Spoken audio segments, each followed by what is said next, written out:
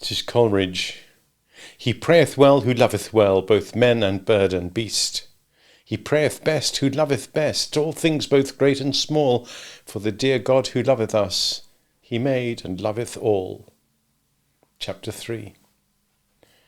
Tom was now quite amphibious. You do not know what that means? Or you'd better then ask the nearest government pupil teacher, who may possibly answer you smartly enough thus: amphibious, adjective, derived from two Greek words, amphi, a fish, and bios, a beast. An animal supposed by our ignorant ancestors to be compounded of a fish and a beast, which therefore, like the hippopotamus, can't live on the land and dies in the water. However that may be, Tom was amphibious, and what is better still, he was clean. For the first time in his life he felt how comfortable it was to have nothing on him but himself. But he only enjoyed it. He did not know it or think about it, just as you enjoy life and health, and yet never think about being alive and healthy, and may it be long before you have to think about it. He did not remember having ever been dirty. Indeed, he did not remember any of his old troubles, being tired or hungry or beaten or sent up dark chimneys.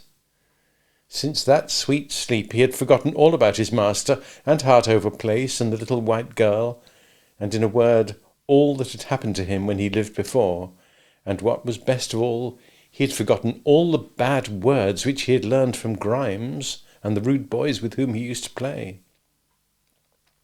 That's not strange, for when you came into this world and you became a land baby, you remembered nothing. So why should he when he became a water baby? Then have you lived before? My dear child, who can tell? One can only tell that by remembering something which happened where we lived before, and as we remember nothing, we know nothing about it. And no book and no man can ever tell us certainly. There was a wise man once, a very wise man and a very good man, who wrote a poem about the feelings which some children have about having lived before. And this is what he said: Our birth is but a sleep and a forgetting. The soul that rises with us, our life's star, hath elsewhere had its setting, and cometh from afar, not in entire forgetfulness, and not in utter nakedness, but trailing clouds of glory do we come from God, who is our home. There. You can know no more than that, but if I was you, I would believe that. For then the great fairy Science, who's likely to be queen of all the fairies for many years to come, can only do you good and never do you harm. And instead of fancying with some people that your body makes your soul, as if the steam engine could make its own coke, or with some people that your soul has nothing to do with your body but is only stuck into it like a pin into a pincushion to fall out with the first shake, you'll believe the one true. Orthodox, inductive, rational, deductive, philosophical, seductive, logical, productive, irrefragable, salutary, non-realistic, comfortable, realistic, and on all accounts to be received doctrine of this wonderful fairy tale, which is that your soul makes your body, just as a snail makes his shell. For the rest, it's enough for us to be sure that whether or not we lived before, we shall live again, though not, I hope, as poor little heathen Tom did. For he went downward into the water, but we, I hope, shall go upward to a very different place. But Tom was very happy in the water. He had been sadly overworked in the land world, and so now to make up for that, he had nothing but holidays in the water world for a long, long time to come. He had nothing to do now but enjoy himself, and look at all the pretty things which are to be seen in the cool, clear water world, where the sun is never too hot and the frost is never too cold. And what did he live on? Watercresses, perhaps, or perhaps water gruel and water milk. Too many land babies do so likewise, but we know nothing what 1/10 of the water things eat, so we're not answerable for the water babies. Sometimes he went along the smooth gravel waterways, looking at the crickets, which ran in and out among the stones, as rabbits do on land. Or he climbed over the ledges of rock and saw the sandpipes hanging in thousands, with every one of them a pretty little head and legs peeping out. Or he went into a still corner and watched the caddises eating dead sticks as greedily as you would eat plum pudding, and building their houses with silk and glue. Very fanciful ladies they were. None of them would keep to the same materials for a day. One would begin with some pebbles, then she'd stick on a piece of green wood, and then she found a shell and stuck it on too, and the poor shell was alive, didn't like that at all, being built into houses with, but the caddis didn't let him have any voice in the matter, being rude and selfish, as vain people are apt to be. Then she stuck on a piece of rotten wood, then a very smart pink stone, and so on until she was patched all over like an Irishman's coat. Then she found a long straw 5 times as long as herself, and said, "Hurrah! My sister has a tail, and I'll have one too." She stuck it on her back, and marched about with it quite proud, though it was very inconvenient indeed. And at that, tails became all the fashion among the caddis baits in that pool, as they were at the end of the long pond last May, when they all toddled about with long straws sticking out behind, getting between each other's legs and tumbling over each other, and looking so ridiculous that Tom laughed at them until he cried, as we did. But they were quite right, you know, for people must always follow the fashion, even if it be spoon bonnets. Then sometimes he came to a deep little reach, and there he saw the water forests. They would have looked to you only little weeds, but Tom, you must remember, was so little that everything looked 100 times as big to him as it does to you, just as things do to a minnow, who sees and catches the little water creatures which you can only see in a microscope. And in the water forest he saw the water monkeys and water squirrels. They had all 6 legs, though. Everything almost has 6 legs in the water, except efts and water babies. And nimbly enough they ran among the branches. There were water flowers there too in thousands, and Tom tried to pick them, but as soon as he touched them, they drew themselves in and turned into knots of jelly. And then Tom saw what they were. They were all alive, bells and stars and wheels and flowers of all beautiful shapes and colours, and all alive and busy, just as Tom was. So now he found there was a great deal more in the world than he had fancied at first sight. There was one wonderful little fellow too, who peeped out of the top of a house built of round bricks. He had 2 big wheels and one little one, all over teeth, spinning round and round like the wheels of a threshing machine, and Tom stood and stared at him to see what he was going to make with his machinery. And what do you think he was doing? He was brick-making. With his 2 big wheels he swept together all the mud which floated in the water. All that was nice in it he put into his stomach and ate, and all the mud he put into the little wheel on his breast, which really was a round hole set with teeth, and there he spun it into a neat, hard, round brick. And then he took it and stuck it on top of his house wall and set to work to make another. Now was not he a clever little fellow? Tom thought so. But when he wanted to talk to him, the brickmaker was much too busy and proud of his work to take notice of him. Now you must know that all the things under the water talk, only not such a language as ours, but such as horses and dogs and cows and birds talk to each other, and Tom soon learned to understand them and talk to them, so that he might have had a very pleasant company if he had only been a good boy. But I'm sorry to say he too was like some other little boys, very fond of hunting and tormenting creatures for mere sport. Some people say that boys cannot help it, that it's nature, and only a proof that we're all originally descended from beasts of prey. But whether it's nature or not, little boys can help it, and must help it.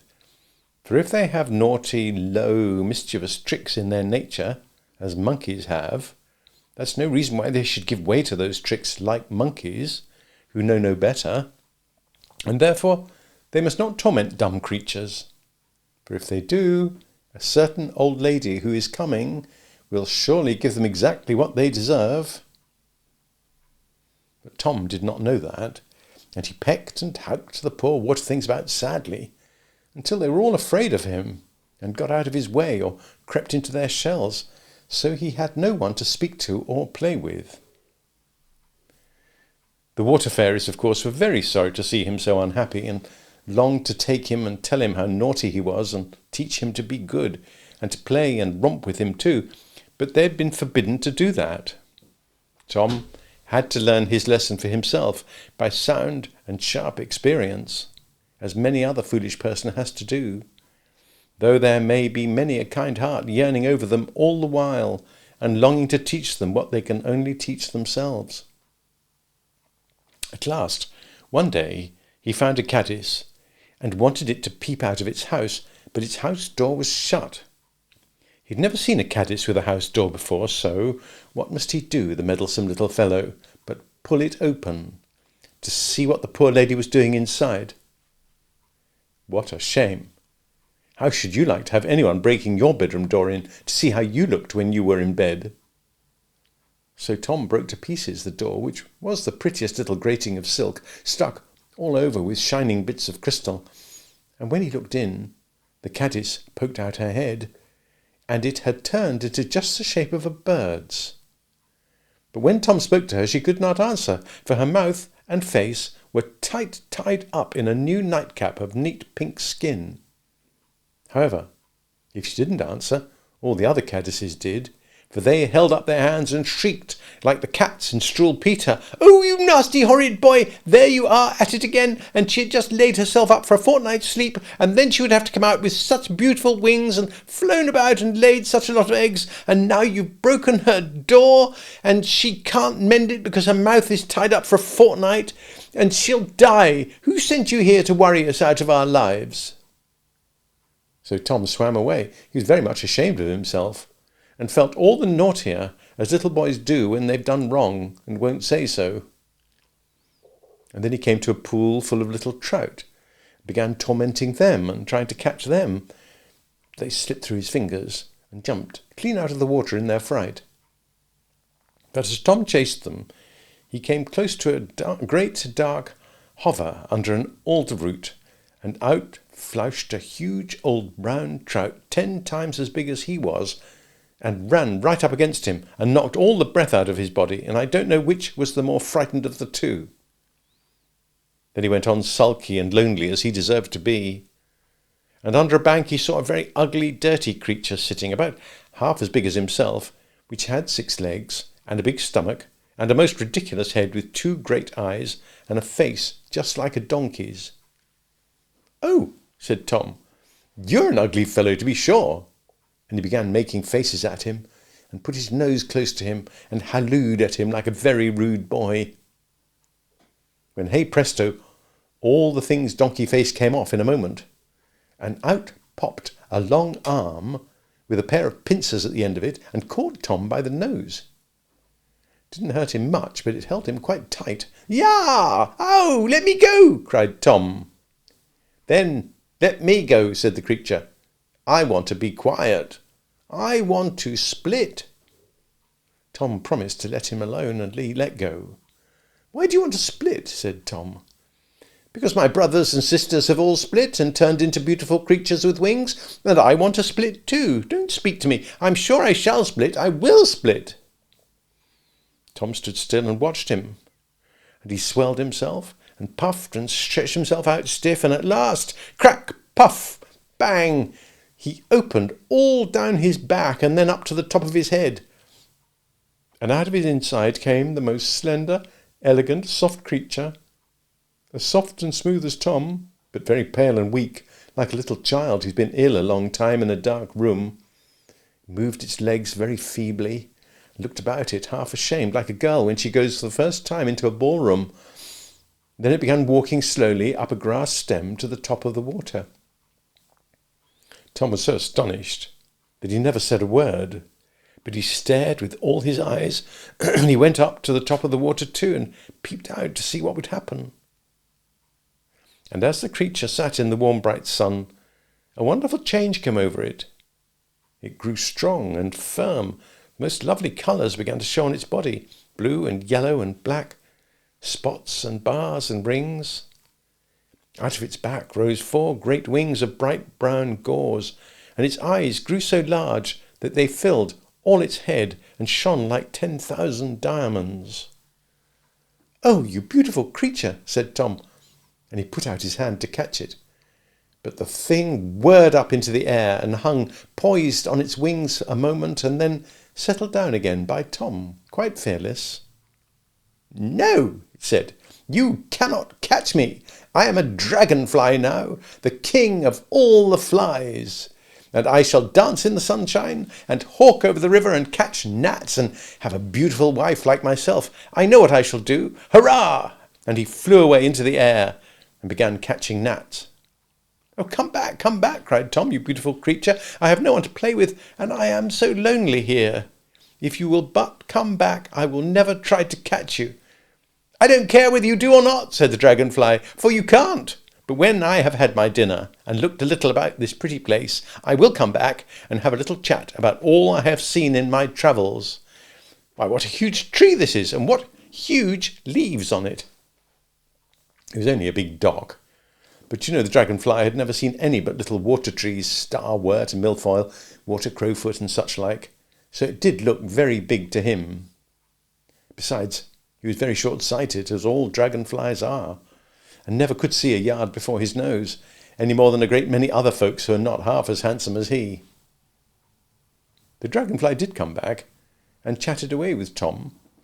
He was a little conceited about his fine colours and his large wings, but he had been a poor, dirty, ugly creature all his life before, so there were great excuses for him.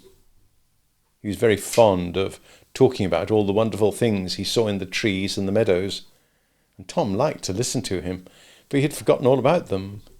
So in a little while they became great friends. And I'm very glad to say that Tom learned such a lesson that day that he did not torment creatures for a long time after. And then the caddises grew quite tame, and used to tell him strange stories about the way they built their houses, changed their skins, and turned at last into winged flies, till Tom began to long to change his skin and have wings like them some day. And the trout and he made it up. The trout very soon forget they've been frightened and hurt, so Tom used to play with him at hare and hounds.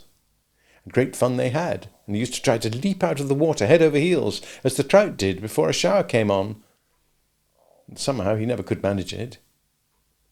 He liked most, though, to see them rising at the flies as they sailed round and round under the shadow of the great oak, where the beetles fell flop into the water, and the green caterpillars let themselves down from boughs by silk ropes, for no reason at all, and then changed their foolish minds for no reason at all either, and hauled themselves up again into the tree, rolling up the rope in a ball between their paws, which is a very clever rope dancer's trick. Neither Blondin nor Leotard could do it, but why they should take so much trouble about it, no one can tell. For they cannot get their living, as Blondin and Leotard do, by trying to break their necks on a string. And very often Tom caught them just as they touched the water, and caught the alder flies and the capers and the cocktailed duns and spinners, yellow and brown and claret and grey, and gave them to his friends the trout. Perhaps he was not quite kind to the flies, but one must do a good turn to one's friends when one can. And at last he gave up catching even the flies, for he made acquaintance with one by accident, and found him a very merry little fellow. And this was the way it happened, and it's all quite true. He was basking at the top of the water one hot day in July, catching duns and feeding the trout, when he saw a new sort, a dark grey little fellow with a brown head. He was a very little fellow indeed, but he made the most of himself, as people ought to do. He cocked up his head, and he cocked up his wings, and he cocked up his tail, and he cocked up the two whisks at his tail end. In short, he looked the cockiest little man of all little men, and so he proved to be, for instead of getting away, he hopped upon Tom's finger, and sat there as bold as 9 tailors, and he cried out in the tiniest, shrillest, squeakiest little voice you ever heard, "Much obliged to you indeed, but I don't want it yet." "Want what?" said Tom, quite taken aback by his impudence. "Your leg, which you're kind enough to hold out for me to sit on. I must just go and see after my wife for a few minutes. Dear me, what a troublesome business a family is." Though the idle little rogue did nothing at all, but left his poor wife to lay all the eggs by herself. "When I come back, I shall be glad of it, if you'll be so good as to keep it sticking out, just so." and off he flew. Tom thought him a very cool sort of personage, and still more so when in 5 minutes he came back and said, "Ah, you are tired waiting? Well, your other leg will do as well." And he popped himself down on Tom's knee and began chatting away in his squeaking voice. "So, you live under the water? It's a low place. I've lived there some time. It's very shabby and dirty. But I didn't choose that I should last. So I turned respectable and came up to the top and put on this grey suit. It's a very business-like suit, you think, don't you?" "Very neat and quiet indeed," said Tom. "Well, one must be quiet and neat and respectable and all that sort of thing for a while, when one becomes a family man. But I'm tired of it, that's the truth. I've done quite enough business, I consider, in the last week to last me my life. So I shall put on a ball dress and go out and be a smart man and see the gay world and have a dance or two. Why shouldn't one be jolly if one can?" "And what will become of your wife?" "Oh, she's a very plain, stupid creature, and that's the truth, and thinks about nothing but eggs. If she chooses to come, why, she may. If not, why, I go without her. Here I go." And as he spoke, he turned quite pale, and then quite white. "Why, you're ill," said Tom, but he did not answer. "You're dead," said Tom, looking at him as he stood on his knee, as white as a ghost. "No, I ain't," answered a little squeaking voice over his head. "This is me up here in my ball dress, and that's my skin. Ha, ha, ha! You could not do such a trick as that." And no more Tom could, nor Houdini, nor Robin, nor Frickle, nor all the conjurers in the world, for the little rogue had jumped clean out of his own skin and left it standing on Tom's knee, eyes, wings, legs, tail, exactly as if it had been alive. "Ha, ha!" he said, and jerked and skipped up and down, never stopping for an instant, just as if he had St. Vitus's dance. "Ain't I a pretty fellow now?" And so he was, for his body was white, and his tail orange, and his eyes all the colours of a peacock's tail, and what was the oddest of all, the whisks at the end of his tail had grown 5 times as long as they were before. "Ah," said he, "now I will see the gay world. My living won't cost me much, for I have no mouth, you see, and no insides, so I can never be hungry, nor have stomach-ache neither." No more he had. He had grown as dry and hard and empty as a quill, as such silly, shallow-hearted fellows deserve to grow. But instead of being ashamed of his emptiness, he was quite proud of it, as a good many fine gentlemen are, began flirting and flipping up and down and singing, "My wife shall dance and I shall sing, so merrily pass the day, for I hold it for quite the wisest thing to drive dull care away." And he danced up and down for 3 days and 3 nights, till he grew so tired that he tumbled into the water and floated down.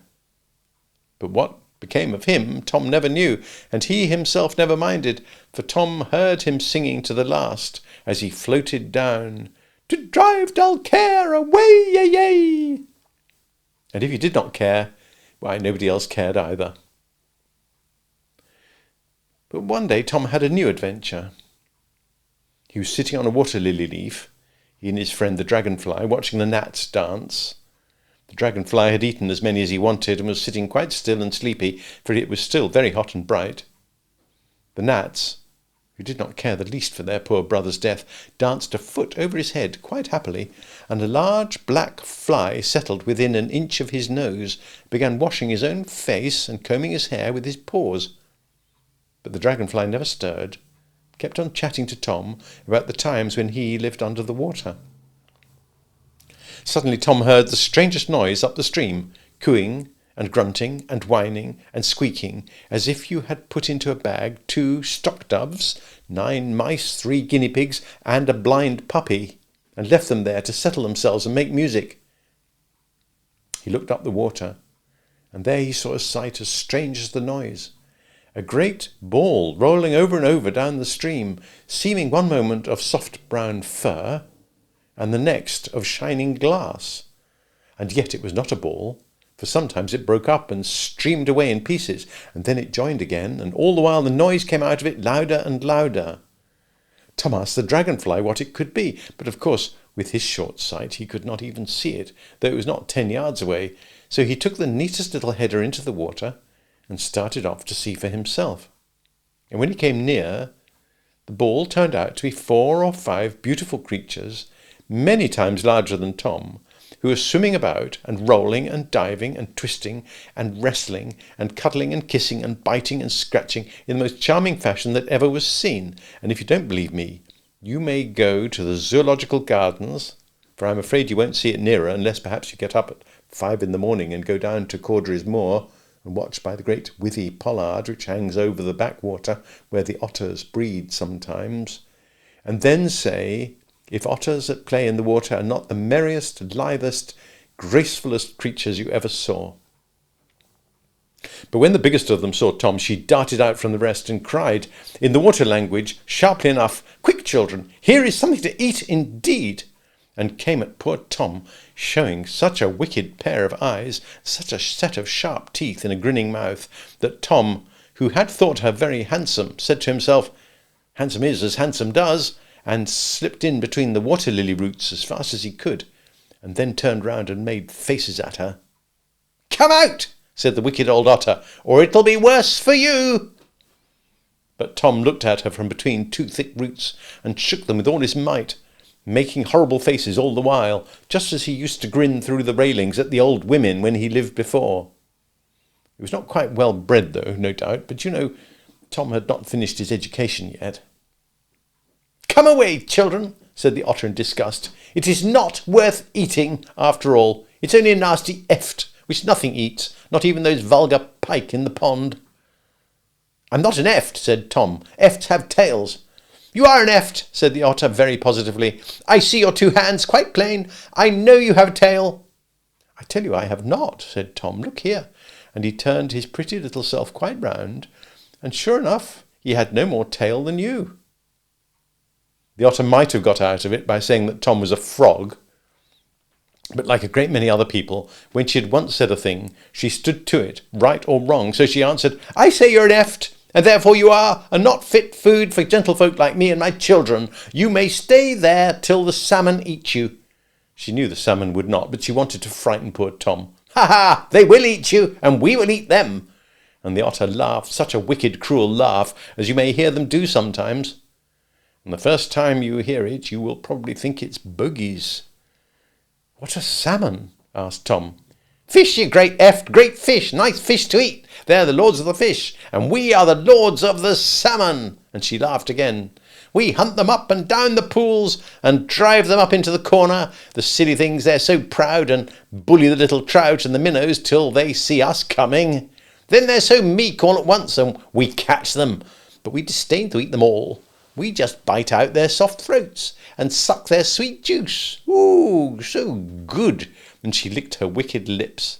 "And then throw them away and go and catch another. They're coming soon, children, coming soon. I can smell the rain coming up off the sea. And then hurrah for fresh and salmon and plenty of eating all day long."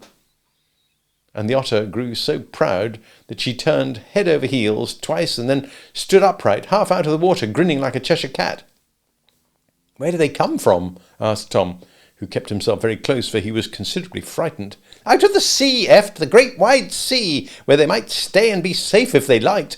But out of the sea the silly things come, into the great river down below, and we come up to watch for them. And when they go down again, we go down and follow them. And there we fish for the bass and the pollock, and have jolly days along the shore, and toss and roll in the breakers, and sleep snug in the warm, dry crags. Ha! That's a merry life too, children, if it were not for those horrid men." "What are men?" asked Tom, but somehow he seemed to know before he asked.